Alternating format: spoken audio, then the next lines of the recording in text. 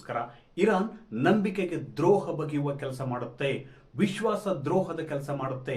ನೋಡಿ, ಒಂದ್ ಕಡೆ ಇರಾನ್ ಭಾರತ ನಮ್ಮ ಮಿತ್ರ ರಾಷ್ಟ್ರ ಅಂತ ಹೇಳುತ್ತೆ, ನಮ್ಮ ಮಿತ್ರ ರಾಷ್ಟ್ರ, ಹಾಗಾಗಿ ಅರ್ಮುಜ ಜಲಸಂಧಿ ಮೂಲಕ ಭಾರತದ ಹಡಗುಗಳನ್ನು ಬಿಡ್ತೀವಿ ಅಂತ ಹೇಳುತ್ತೆ. ಮತ್ತೊಂದ್ ಕಡೆ ಭಾರತದ ಹಡಗುಗಳ ಮೇಲೆ ದಾಳಿ ನಡೆಸುತ್ತೆ. ನೋಡಿ, ಈ ಇಬ್ಬಂದಿತನ, ಈ ಷಡ್ಯಂತ್ರ ಮತ್ತು ವಿಶ್ವಾಸಕ್ಕೆ ದ್ರೋಹ ಬಗೆಯುವಂತ ಕೆಲಸ ಕಳೆದ 2-3 ದಿನಗಳಿಂದ ಇರಾನ್ ಮಾಡ್ತಿದೆ. ಹೀಗಾಗಿ ಭಾರತ ಕೂಡ ಮುಂದಿನ ಯಾವ ನಿಲುವು ತೆಗೆದುಕೊಳ್ಳುತ್ತೆ ಎಂಬುದು ಕೂಡ ಇನ್ನು ಸ್ಪಷ್ಟವಾಗಿಲ್ಲವಾದ್ರೂ, ಇದರ ನಡುವೆ ಕಳೆದ 2 ದಿನಗಳ ಹಿಂದೆ ಇರಾನ್ ನಡೆಸಿದಂತ ದಾಳಿಯಲ್ಲಿ 4 ಭಾರತೀಯ ನಾವಿಕರು ಮೃತಪಟ್ಟಿದ್ದಾರೆ ಅಂತ ಕೂಡ ಹೇಳಲಾಗ್ತದೆ. ನೋಡಿ, ಕಳೆದ 2 ದಿನಗಳಿಂದ ಇರಾನ್ ಭಾರತದ 2 ಹಡಗುಗಳ ಮೇಲೆ ದಾಳಿ ಮಾಡಿತ್ತು. ಈ ದಾಳಿಯ ವೇಳೆ ಭಾರತೀಯ 4 ನಾವಿಕರು ಮೃತಪಟ್ಟಿದ್ದಾರೆ ಎಂಬ ಮಾಹಿತಿ ಕೂಡ ಹೊರಬೀಳ್ತಿದೆ. ಅಷ್ಟೇ ಅಲ್ಲ, ಈ ಒಂದು ದಾಳಿ ವೇಳೆ ಮತ್ತೊಬ್ಬ ಭಾರತೀಯ ಕಣ್ಮರೆಯಾಗಿದ್ದಾರೆ. ಕಣ್ಮರೆಯಾದಂತ ಭಾರತೀಯನಿಗಾಗಿ ಹುಡುಕಾಟ ನಡೆದಿದೆ ಎಂಬ ಮಾಹಿತಿ ಕೂಡ ಹೊರಬೀಳ್ತಿದೆ. ಹಾಗಾದ್ರೆ ಏಕಾಏಕಿ ಇರಾನ್ ತನ್ನ ನಿಲುವನ್ನು ಬದಲಿಸಿದ್ಯಾಕೆ? ಭಾರತದ ವಿರುದ್ಧ ಷಡ್ಯಂತ್ರ ರೂಪಿಸುತ್ತಿದೆಯಾ? ಭಾರತ ಮಿತ್ರ ರಾಷ್ಟ್ರ ಅಂತ ಹೇಳುವ ಮೂಲಕ ಭಾರತೀಯ ಹಡಗುಗಳನ್ನು, ಭಾರತೀಯ ನಾವಿಕರನ್ನು ಟಾರ್ಗೆಟ್ ಮಾಡ್ತಿದೆಯಾ? ಅಷ್ಟೇ ಅಲ್ಲ, ಪಾಕಿಸ್ತಾನದ ಕುತಂತ್ರಿ ಆಸಿಫ್ ಮುನೀರ್ನ ಕುಮ್ಮಕ್ಕಿದೆಯಾ? ನೋಡಿ, ಭಾರತ ಮತ್ತು ಇರಾನ್ ನಡುವೆ ಸಂಬಂಧ ಎಷ್ಟೇ ಚೆನ್ನಾಗಿದ್ರು, ಎಷ್ಟೇ ಉತ್ತಮವಾಗಿದ್ರು ಕೂಡ ಭಾರತದ ಕೆಲವೊಂದು ವಿಷಯಗಳಲ್ಲಿ, ಭಾರತದ ಆಂತರಿಕ ವಿಷಯಗಳಲ್ಲಿ ಇರಾನ್ ತಗಾದೆ ತೆಗೆಯುತ್ತಲೇ ಬಂದಿದೆ. ಭಾರತ ಅವಿಭಾಜ್ಯ ಅಂಗ ಜಮ್ಮು ಕಾಶ್ಮೀರ, ಈ ಕಾಶ್ಮೀರದ ವಿಷಯದಲ್ಲೂ ಕೂಡ ಅದು ಪಾಕಿಸ್ತಾನ ಪರ ವಕಾಲತ್ತು ವಹಿಸುತ್ತೆ. ಅಷ್ಟೇ ಅಲ್ಲ, ಅಲ್ಲಿನ ಮುಸ್ಲಿಮರ ಹಕ್ಕುಗಳ ಕುರಿತು ಮಾಡುತ್ತೆ ಮತ್ತು ಭಾರತದ ಆಂತರಿಕ ವಿಚಾರದಲ್ಲಿ ಮೂಗು ತೂರಿಸುವ ಕೆಲಸವನ್ನು ಕೂಡ ಮಾಡುತ್ತಿತ್ತು. ಅಷ್ಟೇ ಅಲ್ಲ, ಸಿಎಎ ಹೋರಾಟದಲ್ಲಿ ಕೂಡ ಒಂದು ತಗಾದೆಯನ್ನು ತೆಗೆದಿತ್ತು.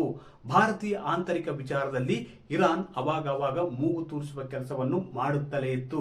ಇದರ ಹೊರತಾಗಿ ಕೂಡ ಭಾರತ ಮತ್ತು ಇರಾನ್ ನಡುವಿನ ಸಂಬಂಧ ಕೂಡ ಚೆನ್ನಾಗಿತ್ತು. ಆದ್ರೆ ಕಳೆದ 1.5 ತಿಂಗಳಿಂದ ಸೃಷ್ಟಿಯಾಗಿರ್ತಕ್ಕಂಥ ಅರ್ಮುಜ ಜಲಸಂಧಿ ಬಿಕ್ಕಟ್ಟಿನಲ್ಲಿ ಇರಾನ್ ಭಾರತಕ್ಕೆ ವಿನಾಯಿತಿ ನೀಡ್ತೀನಿ, ಯಾಕಂದ್ರೆ ಈ ಮಾರ್ಗದ ಮೂಲಕ, ಜಲಸಂಧಿ ಮೂಲಕ, ಅರ್ಮುಜ ಜಲಸಂಧಿ ಮೂಲಕ ಭಾರತ ಹಡಗುಗಳು ಸಾಗಣೆ ಮಾಡುವುದಕ್ಕೆ, ತೈಲವನ್ನು ಸಾಗಿಸುವುದಕ್ಕೆ ಅನುಮತಿ ಕೊಡ್ತೀನಿ ಮತ್ತು ಮುಕ್ತವಾಗಿ ಹೋಗ್ಬೋದು ಅಂತ ಕೂಡ ಹೇಳಿತ್ತು. ಆದ್ರೆ ಇದೀಗ ಕಳೆದ 2 ದಿನಗಳ ಹಿಂದಷ್ಟೇ ದಾಳಿ ನಡೆಸಿತ್ತು, ಅದು ಭಾರತೀಯ ಹಡಗುಗಳ ಮೇಲೆ. ಈ ಒಂದು ದಾಳಿಯಲ್ಲಿ ಭಾರತೀಯರ 4 ಭಾರತೀಯ ನಾವಿಕರು ಮೃತಪಟ್ಟಿದ್ದಾರೆ ಅಂತ ಕೂಡ ಹೇಳಲಾಗ್ತದೆ. ಅಷ್ಟೇ ಅಲ್ಲ, ಒಬ್ರು ಮಿಸ್ ಆಗಿದ್ದಾರೆ. ಈ ಮಿಸ್ ಆದ ಭಾರತೀಯನಿಗಾಗಿ ಹುಡುಕಾಟ ಕೂಡ ನಡೆದಿದೆ. ನೋಡಿ, ಒಂದ್ ಕಡೆ ವಿಶ್ವಾಸ ದ್ರೋಹ ಬಗ್ಗೆ ಕೆಲಸ ಇರಾನ್ ಮಾಡ್ತಿದೆ, ಭಾರತೀಯರು ಮತ್ತು ನಾವು ಸಹೋದರರು ಇದ್ದಂತೆ ಅಂತ ಕೂಡ ಹೇಳುತ್ತೆ. ಮತ್ತೊಂದ್ ಕಡೆ ಭಾರತದ ಹಡಗು ಮೇಲೆ ದಾಳಿ ನಡೆಸುತ್ತೆ. ಹಾಗಾದ್ರೆ ಇರಾನ್ನ ಈ ಷಡ್ಯಂತ್ರಕ್ಕೆ 2-3 ದಿನಗಳಿಂದ ಇರಾನ್ನ ಕಾರ್ಯನೀತಿ ಬದಲಾಗಿದ್ದಾದ್ರೂ ಯಾಕೆ?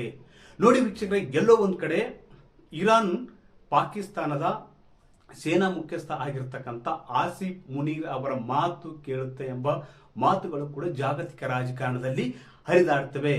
ಕಳೆದ ಶುಕ್ರವಾರವಷ್ಟೇ ಪಾಕಿಸ್ತಾನದ ಸೇನಾ ಮುಖ್ಯಸ್ಥ ಆಸಿಫ್ ಮುನೀರ್ ಇರಾನ್ಗೆ ಭೇಟಿ ಕೊಟ್ಟಿದ್ರು. ಇರಾನ್ಗೆ ಭೇಟಿ ಕೊಟ್ಟು ಅಲ್ಲಿನ ನಾಯಕರೊಂದಿಗೆ ಕೂಡ ಚರ್ಚೆ ಮಾಡಿದ್ರು. ಅಷ್ಟೇ ಅಲ್ಲ, ಭೇಟಿ ಕೊಟ್ಟ ಮರುದಿನವೇ ಭಾರತೀಯ ಹಡಗುಗಳ ಮೇಲೆ ದಾಳಿ ನಡೆದಿದೆ. ಎಲ್ಲೋ ಒಂದ್ ಕಡೆ ಆಸಿಫ್ ಮುನೀರ್ ಇರಾನ್ಗೆ ಕುಮ್ಮಕ್ಕು ಕೊಡ್ತಿದ್ದಾರೆ, ಭಾರತ ಹಡಗುಗಳ ಮೇಲೆ ದಾಳಿ ಮಾಡುವಂತೆ ಕುಮ್ಮಕ್ಕು ಕೊಡ್ತಿದ್ದಾರೆ ಎಂಬ ಮಾತುಗಳು ಕೂಡ ಕೇಳಿಬರ್ತವೆ. ಯಾಕಂದ್ರೆ ಭಾರತ ಇಂಥ ಬಿಕ್ಕಟ್ಟಿನ ಸಂದರ್ಭದಲ್ಲೂ ಕೂಡ ತೈಲವನ್ನು ಇರಾನ್ನಿಂದ ಮತ್ತಿತರ ರಾಷ್ಟ್ರಗಳಿಂದ ಸರಾಗವಾಗಿ ತರಿಸಿಕೊಳ್ಳುತ್ತೆ. ಭಾರತದಲ್ಲಿ ಏನೇ ಅವಾಂತರಗಳು ಸೃಷ್ಟಿಯಾಗಿಲ್ಲ, ಆದ್ರೆ ಪಾಕಿಸ್ತಾನದಲ್ಲಿ ಸೃಷ್ಟಿಯಾಗಿದೆ, ನೆರೆಯ ಶ್ರೀಲಂಕಾದಲ್ಲಿ ಸೃಷ್ಟಿಯಾಗಿದೆ, ಮತ್ತಿತರ ದೇಶಗಳಲ್ಲಿ ಸೃಷ್ಟಿಯಾಗಿದೆ. ಆದ್ರೆ ಭಾರತದಲ್ಲಿ ಮಾತ್ರ ಯಾವುದೇ ಅಭಾವ, ತೈಲದ ಅಭಾವ, ಅಗಾಧವಾದ ಅಭಾವ, ಗ್ಯಾಸ್ ಬಿಕ್ಕಟ್ಟು ಸೃಷ್ಟಿಯಾಗಿಲ್ಲ, ಹೇಳಿಕೊಳ್ಳುವಂತ ಸೃಷ್ಟಿಯಾಗಿಲ್ಲ. ಹೀಗಾಗಿ ಎಲ್ಲೋ ಒಂದ್ ಕಡೆ ಪಾಕಿಸ್ತಾನ ಇರಾನ್ಗೆ ಕುಮ್ಮಕ್ಕು ನೀಡುವ ಮೂಲಕ, ಭಾರತ ಹಡಗುಗಳ ಮೇಲೆ ದಾಳಿ ನಡೆಸುವಂತ ಕುಮ್ಮಕ್ಕು ನೀಡುವ ಮೂಲಕ 2 ದೇಶಗಳ ನಡುವಿನ ಬಿಕ್ಕಟ್ಟು ಸೃಷ್ಟಿಸುವುದಕ್ಕೆ ಒಂದು ಸಂಚು ರೂಪಿಸಿದ ಎಂಬ ಮಾತುಗಳು ಕೂಡ ಕೇಳಿ ಬರ್ತವೆ. ಬಹುತೇಕ ಪಾಕಿಸ್ತಾನದ ಸಂಚಿಗೆ ಇರಾನ್ ಬಲಿಯಾಗುವುದಿಲ್ಲ ಎಂಬ ಮಾತುಗಳು ಕೂಡ ಇವೆ. ಯಾಕಂದ್ರೆ ಎಲ್ಲ ಒಂದ್ ಕಡೆ ಪಾಕಿಸ್ತಾನ ಕೂಡ ಇರಾನ್ ವಿರುದ್ಧ ಷಡ್ಯಂತ್ರನೇ ಮಾಡ್ತಿದೆ. ನೋಡಿ, ಅದು ತಟಸ್ಥ ದೇಶವಾಗಿ ಉಳಿದಿಲ್ಲ, ಆದ್ರೂ ಕೂಡ ತನ್ನ ಮಧ್ಯಸ್ಥಿಕೆಯಲ್ಲಿ ಸಂಧಾನ ಸಭೆಯನ್ನು ನಡೆಸುತ್ತೆ. ಮೊದಲನೇ ಸಂಧಾನ ಸಭೆ ಫೇಲ್ ಆಗಿದೆ. ಪಾಕಿಸ್ತಾನ ಕೂಡ ಸೌದಿ ಅರೇಬಿಯಾ ಪರ ನಿಲ್ಲುತ್ತೆ, ಅಮೆರಿಕದ ಪರ ನಿಲ್ಲುತ್ತೆ. ಆದ್ರೆ ಇಂಥ ತಟಸ್ಥವಾಗಿರದ ದೇಶ ಇರಾನ್ ಮತ್ತು ಅಮೆರಿಕದ ನಡುವೆ ಮಧ್ಯಸ್ಥಿಕೆ ವಹಿಸುತ್ತೆ. ಇರಾನ್ ಪಾಕಿಸ್ತಾನವನ್ನು ನಂಬುವುದಾದರೂ ಹೇಗೆ? ಅಷ್ಟೇ ಅಲ್ಲ, ಈಗ ಬಿಕ್ಕಟ್ಟು ಸೃಷ್ಟಿಯಾಗಿರ್ತಕ್ಕಂಥದ್ದು ಇರಾನ್ ಭಾರತೀಯ ಹಡಗುಗಳ ಮೇಲೆ ದಾಳಿ ನಡೆಸಿ 4 ಕೊಂದಿರುವುದು. ಈಗಾಗಲೇ ಭಾರತ ಇರಾನ್ಗೆ ನೋಟಿಸ್ ಅನ್ನು ಕೊಟ್ಟಿದೆ, ಸಮನ್ಸ್ ಅನ್ನು ಕೊಟ್ಟಿದೆ, ಕಠೋರವಾಗಿ ಎಚ್ಚರಿಕೆಯನ್ನು ನೀಡಿದೆ. ಯಾವಾಗ 4 ಭಾರತೀಯರು ಮೃತಪಟ್ಟರು ಆವಾಗ ಭಾರತ ತುಂಬಾ ಸೀರಿಯಸ್ ಆಗಿದೆ. ಮುಂದಿನ ಹಂತದಲ್ಲಿ ಮುಂದಿನ ಯಾವ ಹೆಜ್ಜೆ ಭಾರತ ಇಡಲಿದೆ ಎಂಬುದು ಕೂಡ ತುಂಬಾ ಕುತೂಹಲ ಮೂಡಿಸಿದೆ. ಯಾಕಂದ್ರೆ ಭಾರತಕ್ಕೆ ತೈಲ ಕೂಡ ತುಂಬಾ ಅಗತ್ಯ. 60ಕ್ಕೂ ಹೆಚ್ಚು ಹಾರ್ಮುಜ್ ಜಲಸಂಧಿಯ ಮೂಲಕವೇ ಭಾರತಕ್ಕೆ ತೈಲ ಬರುತ್ತೆ. ಹೀಗಾಗಿ ಇರಾನ್ ಮೇಲೆ ಅಂತ ಕಠಿಣ ಕ್ರಮ ಕೈಗೊಳ್ಳುವ ಸಾಧ್ಯತೆ ಕಡಿಮೆ.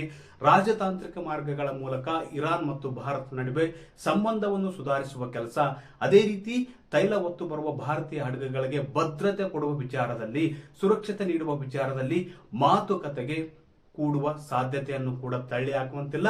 ಅದೇ ರೀತಿ ಇರಾನ್ ಜೊತೆಗೆ ಶೀಘ್ರವಾಗಿ ಮಾತುಕತೆಯನ್ನು ಮುಂದುವರಿಸಬಹುದು. ಅಷ್ಟೇ ಅಲ್ಲ, ಕತಾರ್, ಸೌದಿ ಮತ್ತಿತರ ರಾಷ್ಟ್ರಗಳ ಜೊತೆಗೂಡಿ ಭಾರತ ಇಂಧನ ಭದ್ರತೆಗೆ ಯಾವುದೇ ಧಕ್ಕೆ ಆಗದಂತೆ ಇರಾನ್ ಜೊತೆ ಮತ್ತು ಗಲ್ಫ್ ರಾಷ್ಟ್ರಗಳ ಜೊತೆ ಮಾತುಕತೆಗೆ ಮುಂದಾಗುವ ಸಾಧ್ಯತೆಯನ್ನು ಕೂಡ ತಳ್ಳಿ ಹಾಕುವಂತಾರೆ. ಈಗಾಗಲೇ ವಿದೇಶಾಂಗ ಸಚಿವರಾಗಿರ್ತಕ್ಕಂಥ ಜೈಶಂಕರ್ ಅವರು ಕೂಡ ಹಲವು ರಾಷ್ಟ್ರಗಳ ಜೊತೆ ಮಾತುಕತೆಯನ್ನು ನಡೆಸಿದ್ದಾರೆ. ಅದೇ ರೀತಿ ಇರಾನ್ ವಿದೇಶಾಂಗ ಸಚಿವರ ಜೊತೆ ಟಚ್ ನಲ್ಲಿದ್ದಾರೆ ಎಂಬ ಮಾತುಗಳು ಕೂಡ ಇವೆ.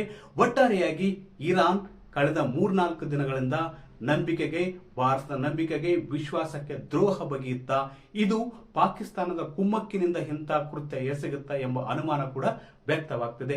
ವೀಕ್ಷಕರೇ, ಈ ಮಾಹಿತಿ ಇಷ್ಟವಾದಲ್ಲಿ ವಿಡಿಯೋ ಶೇರ್ ಮಾಡಿ, ಲೈಕ್ ಮಾಡಿ, ಕಮೆಂಟ್ ಮಾಡಿ.